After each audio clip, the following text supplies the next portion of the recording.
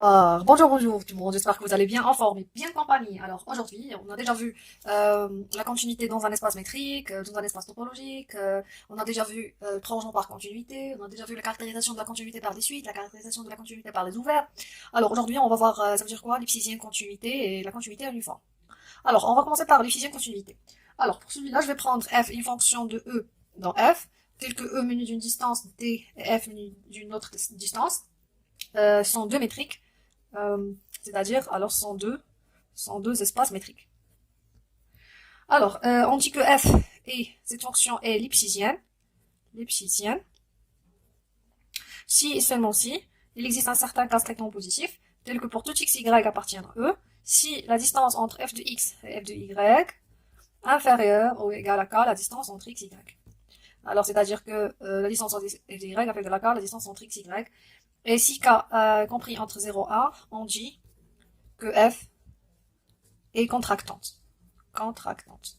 C'est-à-dire, il existe un certain cas compris entre 0 et 1, strictement positif, mais ne dépasse pas 1, égale pas à 1, tel que elle vérifie cette propriété. Une fonction lipschitzienne, c'est très très hyper important parce que, surtout la notion de contractante, parce que c'est la clé du théorème du point fixe qui est hyper important dans la topologie. Alors, n'oubliez pas le fait contractant, ça veut dire quoi. Eh bien, alors, on va voir alors, on dit que, avant de voir quelques exemples, alors on dit que f est lipschitzienne, tout simplement, si et seulement si f est bijectif, et f et f-1 sont les deux lipschitziennes. Alors, un exemple. Alors, un exemple. Alors, si je prends f, une fonction de AP dans R, c'est-à-dire une fonction dans R réel, de classe C1. C'est-à-dire, ça veut dire quoi de classe C1? Ça veut dire elle est continue, dérivable, et sa dérivée, elle est continue. C'est-à-dire f'. Or, de classe C1, c'est-à-dire que f' est continue, montrant que f est lipschitzienne. F est lipschitzienne, alors R ici menu de la valeur absolue, et l'intervalle aussi menu de la valeur absolue, c'est-à-dire la valeur absolue trace dans cet intervalle. Très bien. Alors, montrons que f est lipschitzienne, c'est-à-dire montrons que la valeur absolue de f de x moins f de y inférieure est égale à k, la valeur absolue de x moins y. Alors c'est ça ce qu'on veut montrer, parce que les deux distances ici sont la valeur absolue de la distance entre x et y, c'est la valeur absolue de x moins y. Alors la distance entre x et y, c'est la valeur absolue de x moins y en valeur absolue. Très bien. Alors, on a f', il est continu, car f est de classe C1. Alors on a f' est continu, alors f' il est continu et il est défini ici sur un compact. Alors f' est continu sur un compact. Alors sur le compact, c'est-à-dire le fermé borné, le compact AP. Alors il est borné. Alors f' est borné.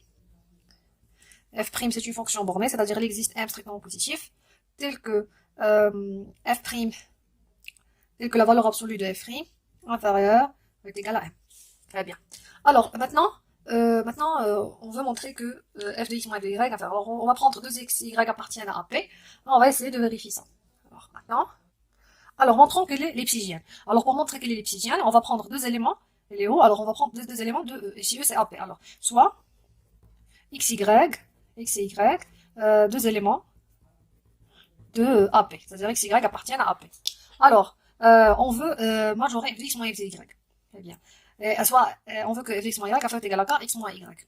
Alors, or, on sait que d'après le théorème d'accroissement fini, puisqu'on a f est dérivable sur cet intervalle, pour tout x y appartient à ces deux intervalles, il existe c appartient à l'intervalle ouvert AP, tel que on a f de x moins f de y sur x moins y en valeur absolue égale à exactement la valeur absolue de f' de c.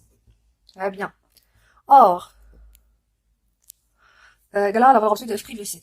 Or, on a f' il est borné, alors c'est inférieur égal à m.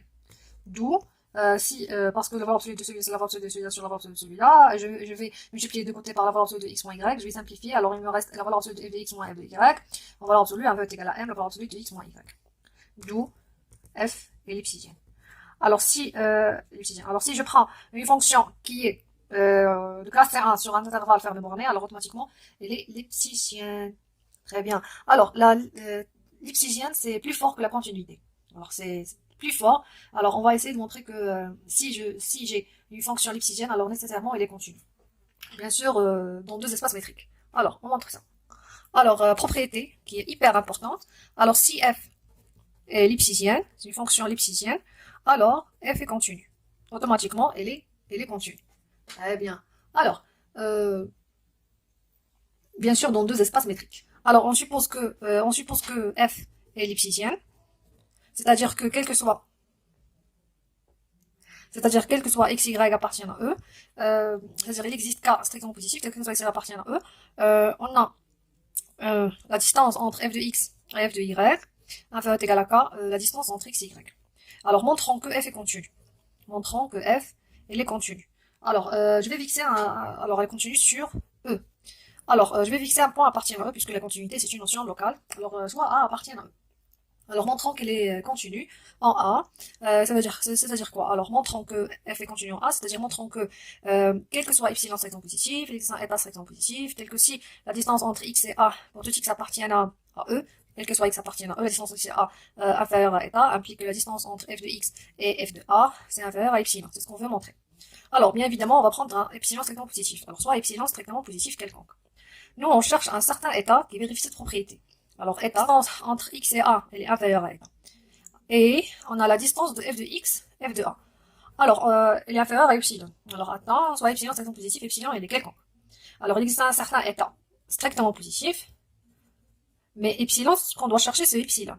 Tel que si on suppose que la distance entre x est inférieure à état, on cherche que celui-là doit être inférieur à epsilon. Alors, on cherche le epsilon. Alors, on a cette quantité, c'est inférieur ou égal à k, enfin la distance entre x et a. Mais nous, ici, on cherche qu'elles soient inférieures à epsilon. C'est-à-dire que celui-là, pourquoi est inférieur à epsilon.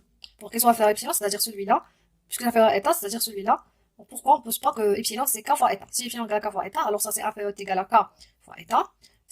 Eh bien, alors, soit epsilon strictement positif, tel que je pose epsilon égale à k fois état. Alors, si epsilon égale à k fois état, alors ici j'ai k fois cette distance, ça fait égal à k fois état, alors celui-là c'est epsilon parce que j'ai le droit de choisir epsilon quelconque, parce que c'est quelque epsilon strictement positif. D'où, pour tout epsilon strictement positif, je choisis ça, avec un certain état, tel que si la distance inférieure à état, on a cette chose. D'où, on peut conclure que f est bien continue sur E, parce qu'elle est continue sur tout point de E. Très bien. La question qui se pose maintenant, est-ce que la réciproque est vraie? C'est-à-dire, est-ce que si j'ai une fonction continue, alors est-ce qu'elle est lipsidienne? Alors la réponse c'est non. Alors la réciproque n'est pas vraie. Pourquoi? Alors je prends une fonction continue. Alors, si je prends x associé à x carré, par exemple, si je travaille dans R. Alors x associé à x carré, c'est une fonction continue. Alors c'est parce que c'est une fonction polynomiale et non, elle est non lipsidienne. Elle est non lipsidienne. Pourquoi? Alors ça veut dire quoi lipsidienne?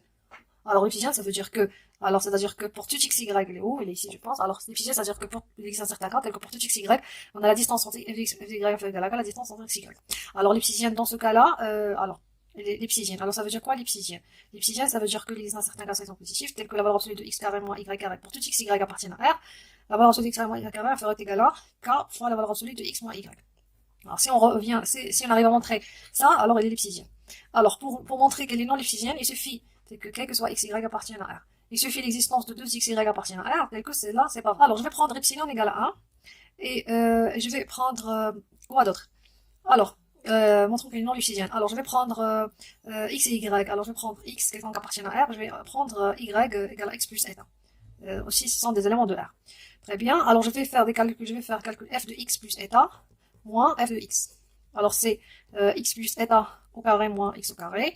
Alors, c'est x au carré plus 2 x eta moins eta au carré, non, plus eta au carré, moins x au carré. Alors je vais simplifier, alors il me reste 2x eta plus eta au carré.